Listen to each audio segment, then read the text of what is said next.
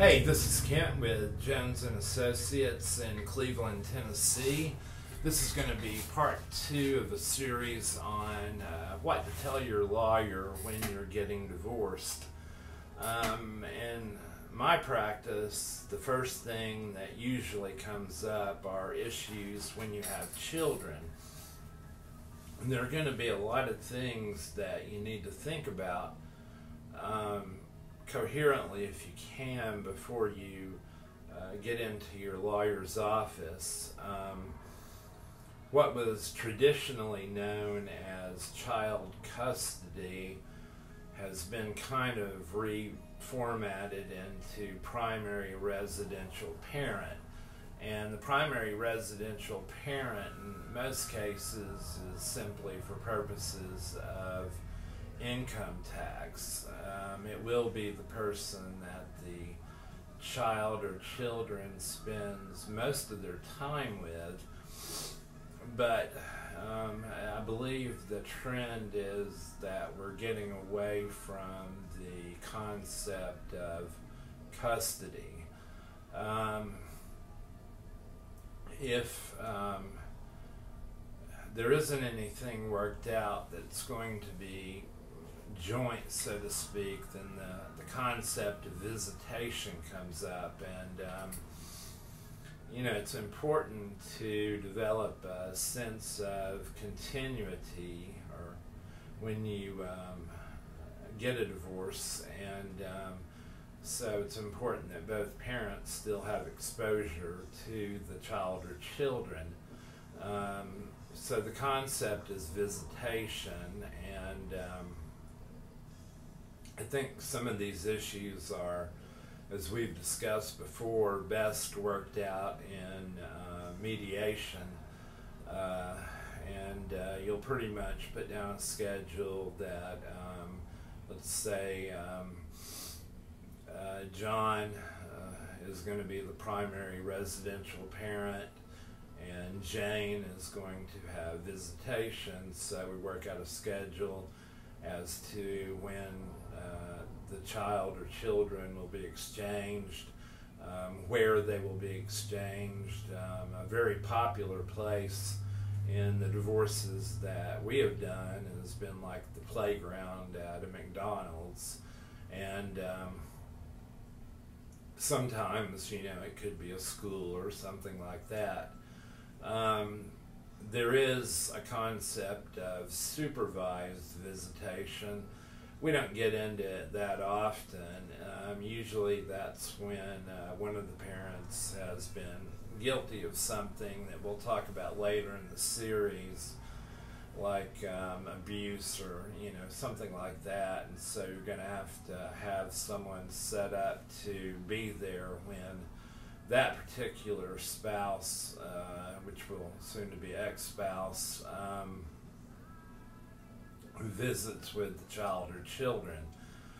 Grandparent visitation is very important because grandparents are always involved, and there needs to be something in the plan that we've termed the permanent parenting plan that will in essence define these issues and when that visitation will occur.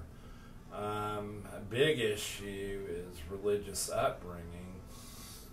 A lot of cases that we've dealt with, both of the parents have been of the same faith, and so religious upbringing hasn't been that much of a deal. But if both parents are of different faiths, then there has to be some consideration as to how the child or children will be brought up religiously.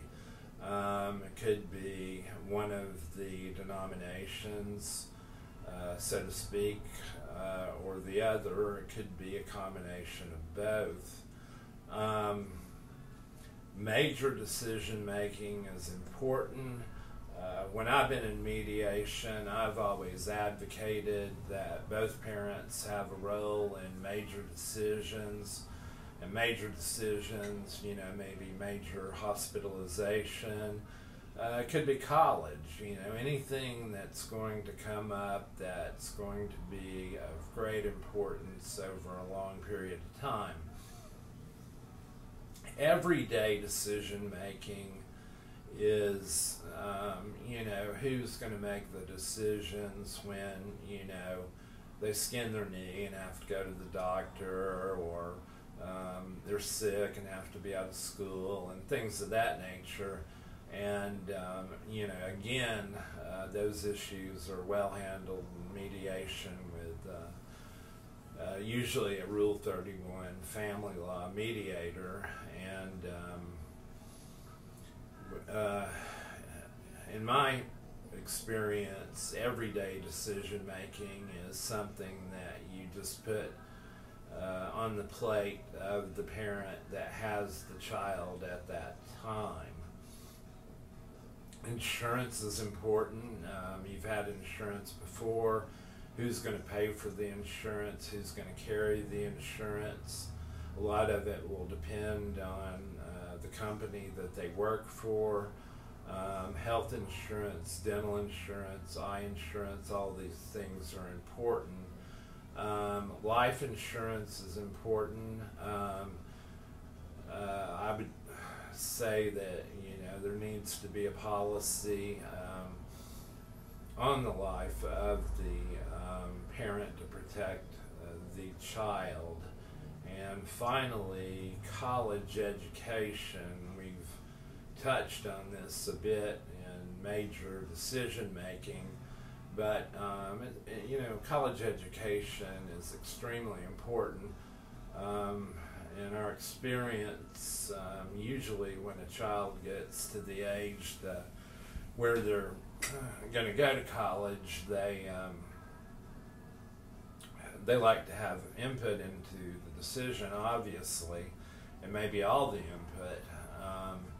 And a lot of considerations are there. Where can you go in-state versus out-of-state? What's the tuition? Can you get a scholarship or a grant? All of these things are going to be touched on at some point. They may be touched on in your initial discussion with the attorney. They may be touched on in mediation. They may be touched on in court if you choose to go that route. But these are things to think about. If you have any questions, we're at 423-424-6208. And the best way to catch Brad and I is to visit us through our website at www.kjoneslawyers.com. Hope everybody's having a good day, and we'll talk to you later. Bye.